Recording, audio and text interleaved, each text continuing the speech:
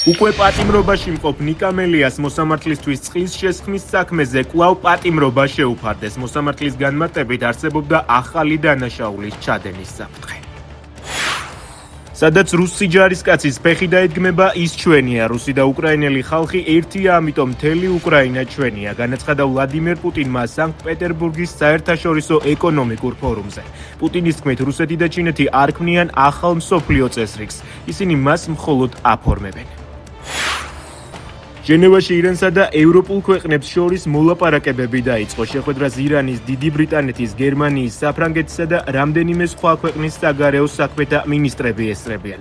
მოლაპარაკებების მიზანი ახლო აღმოსავლეთში კონფლიქტის დიპლომატიური გადაწყვეტის გზის პოვნაა. ცოტა ხნის წინ ისრაელმა ირანის ქალაქ აჰვაზში სამხედრო ობიექტები დაბომბა. ჰავაიზე ვულკანი კილაუეა მოიფრქვა და ლავა ზედაპირზე მოედინება. სტიქიის ადგილიდან ამერიკის შეერთებული შტატების გეოლოგიური სამსახური პირდაპირ ტრანსლაციას ახორციელებს.